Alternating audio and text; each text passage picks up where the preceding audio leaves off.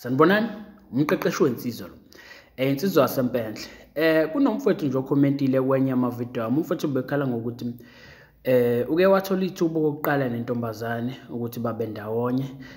Okuyinto enhle leyo ngoba sesiyazi thina le ekhaya ukuthi siyazame ngayo yonke indlela ukusebenzisa ifoni njengethuluzi lokuthi kubonwane ukuze abantu bezobonda bazane kangcono, yabo.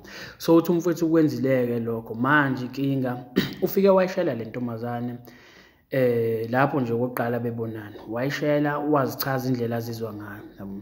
Manje inkinga isekuthenini-ke intombazane ithi yona akakulungeli ukuba sothandweni okwamanje, yabo. So-ke kungcono baba bangani, yabo. So umfowethu uthi uvumile ukuthi bazoqala baba bangani but yena into abangayifuni ukuthi yenzeke leyo, yabo. So-ke ngibona isidingo esikhulu sokuthi ngiphendule kule comment yakhe ngoba phela inhloso yale channel mfethu ukuthi sisizane siyinsizwa sibonisane siye ukwenza amaphutha, yabo. So senze okuningi okuright senze okuncane okurong ngoba okurong kohlezi kukhona, yabo. So ngcono sinciphise senze okuright kube kuningi, yabo. So-ke ukuze sisizane sithuthuke othandweni ngoba sesiyazi phela thina ukuthi uthando lamanje alisafani njengakudala. So kuhle ukuthi sinyathele ngonyawo lamanje singenzi izinto ezazenziwa kudala, yabo, ngoba amanye amaphutha aqhamuka khona, yabo. So-ke ukhomentile umfowethu wathi mfowethu nami nginenkinga efanayo. Kunengane engike ngathola ithuba lokubonana nayo okokuqala. Ngiyayithanda leya ngane mfowethu.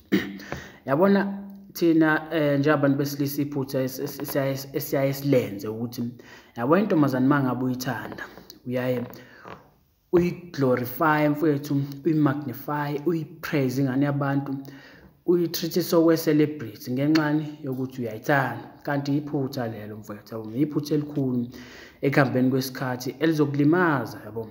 So mangabe intombazane usuyipraise kakhulu usuyitreat sokwe celebrity leyo nto iba nomthelelo omubi, yabo. Kanti amantombazane mfowethu ukhiye ukuthi kumele uwatreat ngendlela efanayo, yabo. So ukuthi umuntu umthanda kakhulu noma umthanda kancane watreat ngendlela efanayo, yabo. Singathi mawukuthi ake sithi mhlambe le ntombazane oyiglorifya kangako oyithandayo lo oyitreat sokwe celebrity ake sithi kusendela mhlambe imessage kuWhatsApp uthi mawuvula ifoni yakho ubone ukuthi yo uvela uthatha ifoni uphendule same time, yabo.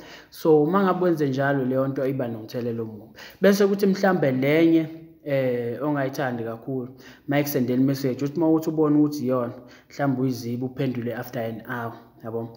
So kanti kumele uwatreat ngendlela efanayo mfowethu. Ngisho ngathi wayile oyithanda kakhulu etreat sokwe celebrity akumele utreat sokwe celebrity. Mangabe uyibona imessage yakhe angisho phela ukuthi ube online umuntu umzibi, cha. Mangabe offline uyibona imessage yakhe linda nakuyena ungaphenduli same time, yabo, ngoba lokho mfowethu kuzohamba emva kwesikhathi izokusenza intombazane ukuthi wena utreat sokwe celebrity. So-ke nayo ngeke izibe na choice ngeke nayo ikutreat sokwe celebrity izokutreatisa phela okwefan yayo, yabo, ngoba wena utreat sokwe celebrity. So into ongafuni yenzeke leyo mfowethu, amantombazane watreat ngendlela efanayo kokusiza lokho. So umfowethu uthi uthini la, ngiyayithanda leya ngane mfowethu ngibe sengiyishela kodwa yathi yona ayikakafuni ukuba sothandweni okwamanje kodwa singaba bangani. Ngivumile kodwa angifuni ukuba umngani. Yabona iphutha la futhi olenzile mfowethu ukuthi yabona ngihlezi ngisho ukuthi ungathi umuntu awuqala ukumbona okay usathola ithuba anikakazani kahle hle, yabo. So wena usufika kuyena ingane yabantu usuyayishela uyaconfess uthando manje nganeni ukuthi uyayithanda kwasha kwacima kwavutha amalanga, yabo. So lo muntu ngihlezi ngisho ngithi imizwa yakhe isuke isalokhekile lapho suke sakuvaleka ingidi, yabo. So nawe usuke sanesifiso sokuthi akwazi kangcono hayi ukuthi ingoba ingakuthandi, cha, but phela usafuna ukwazi usafuna ukuthola umfana kanjani noma insizwe kanjani, yabo. But mangabe usufika usuconfirm uthando lakho kuyena, yabo. So leyo nto ngoba imizwa yakhe isuke isavalelekile kuba nzima kuyona intombazane, yabo. So ingakho ethi kuyena la akakulungela ukuba sothandweni. Kahle kahle mina mangakutshela nje mfowethu akekho umuntu ongakulungela ukuba sothandweni ukuthi nje mhlambe lo muntu usengakalutholi lolu thando alifunayo, yabo. So ingakho ethi mhlambe akakulungela ukuba sothandweni, yabo. So ungabotatazela mfowethu, ngihlezi ngisho labantu bafunda ama-magazines othando every day, bafunda amabhuku, bafunda ama-articles, yabo. So nawe kubalulekile mfowethu ukuthi uzazi lezi zinto, ungathi ufike entombazaneni njengoba ngikutshela izinto sezashintsha. Yabo manje uma ufika uconfess uthando lakho nje kumuntu ongamazi, umtshela ukuthi uyamthanda ungakamqondi ukuthi unjani. Kufana nokugibela ibhasi, ngeke ngisho njalo ukuthi ugibela ibhasi ongayazi nokuthi iyapi, yabo. Mhlambi kusendaweni la uzolimala khona, yabo. Mhlambi kusehlathini, mhlambi uzokushiya ehlathini, but wena ngoba uthi ibhasi uyayigibela ngoba iyahamba, yabo. So awufuna ukugibela ibhasi ongayazi ukuthi yapi, ufuna ukugibela ibhasi oyaziyo ukuthi okay le bhasi yeGoli, okay angigibeleke nami yeGoli. Mhlambe sengenzeka phela endleleni singafiki eGoli la kade yakhona, but wena inhloso obuyazi ibhasi ukuthi yapi, yabo, ibiye eGoli. Ngoba phela uma ufune nawe ngamanye amazwi ngiqonda ukuthi uyayufuna ukuthandana nomuntu nawe at least osune-hint ukuthi umuntu okanjani, yabo. Ungavele ucommit nje kumuntu umuntu ongamqondi ukuthi uhlobo olunjani, ngoba mhlawumbe ubulala abantu lowo muntu, mhlawumbe uzokutshela futhi ubulala abantu, but wena usutatazalile wamtshela ukuthi uyamthanda, yabo. So relax mfowethu, vumela uthando libe ne-introduction, lube ne-body, because vele i-conclusion izoba khona, yabo. So ungavele niqale kwi-body nje noma uqale kwi-conclusion, ivumele lento ibe step by step by step by step. Qale kwi-introduction kanjalo kanjalo kanjalo, ungatatazeli, yabo. So yabona uthi-ke ngivumile kodwa angifuni ukuba umngani, yabona. Ungaboyivumela intombazane mangabe intombazane ifuna nibe abangani, ungayivumeli leyo nto, ungavumeli ukuba umngani nentombazane. Indaba yabona mfowethu, wena unabo abangani into nawo mfowethu, uyabona umuntu ongamdingi omunye umngani wentombazane, wena unabo abangani, wena baningi abangani. So awudingi umngani, okungcono into ongayisho kuyena ukuthi mhlambe singaba abangani with benefit, mhlambe friends with benefits, ngoba shuthi lapho indlela yakho enhlizweni yakhe uzoyicoca kancane kancane kancane kancane, okusho ukuthi imizwa yakhe uzoyivula kancane kancane kancane kancane. But ukuthi nibe abangani nje ungayivumeli leyo nto mfowethu, ngoba lo muntu uyothi uyazama ukumqabula ngelinye ilanga athuke, yabo, ngoba usekubuka yeza umngani. So nawe uyivumile leyo nto. So ungayivumeli, mtshela okungcono ukuthi ngaba abangani with benefits okungenami, yabo, because njengoba ngisho ukuthi uzovula kancane kancane kancane koze kuvuleke ufike enhlizweni yakhe, yabo. But mayefuna ukuthi egcizelela ukuthi nibe abangani, hayi ngeke mfethu, nabo abangani, yabo. So phela nawe uyi-gift mfethu. So umuntu mangabe esichitha lesipho yisona, kuye kumele uhlehle nawe, yabo, ungaforce izinto ngenkani, yabo. So umuntu uma bengasiboni lesipho yisona, ayikho inkinga, bakhona abanye abantu ngaphandle abazosithanda lesipho yisona.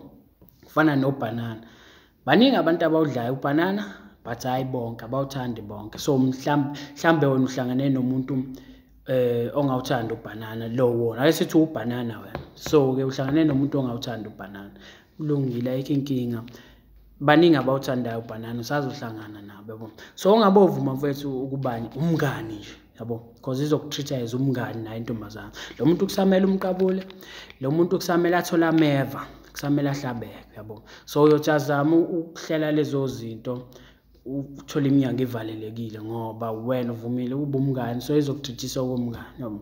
So awufuni into ekanjalo mfethu. So ngiyathemba mfethu kukhona okuncane okuzwayo kule video. So mangabe kukhona nawe into encane ongayenza ngoba izandla ziyagezana, ungasubscribe kule channel, because saningi esimele sibonisane kukona, sifundisane siyinsizwa, siyeke ukushaya ngonyawo oludala, sishaye ngolusha ngoba uthanda lisafani, selashintsha manje. Mhlawumbe umuntu omdala ngeke understand lokho, indlela esashishela ngayo thina manje ngeke understand, ngoba wazi ukuthi intombazane uyofika kuyona uconfess uthando lakho, ushaye ududla umadolanye ujuka uthando nangeke zonke lezo zinto. Thina esikhathini samanje mfethu uyathanda uthandi, ungathi uyafika entombazaneni uyishela kanjalo, yoxakeka intombazane ukuthi Nkosi yami ngiyalingwa yini osukwini, yabo.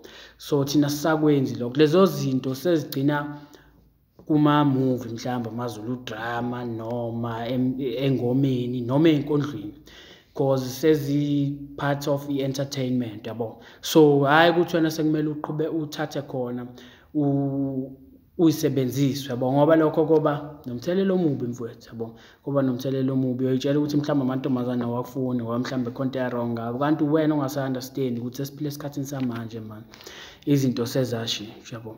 So-ke yingakho beyisebenzisa ngamaZulu drama ukuthi phela basuke bekhombisa indlela okwakwenziwa ngayo kudala, yabo.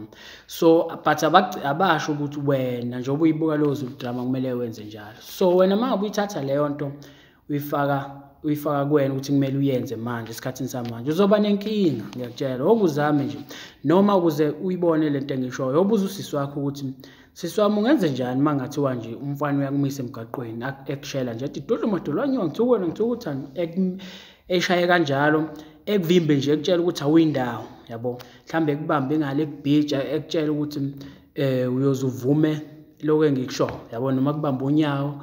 Lezo zinto ezazenziwa kudala ayisenziwa manje. Imithetho manje isiqine kakhulu. Mangabe wenze njalo usufana nomuntu o-abusive, yabo. And futhi intombazane ingakunika amanye amagama mfowethu, ngiyakutshela, ayokwenza uhambe kancane. So awufuni isimo esikanjalo mfowethu. Phila esikhathini samanje, ungaphili esikhathini sakudala. Kubalulekile mfowethu ukuthi sifundisane mangabe siyinsizwa. Shabu-ke mfowethu.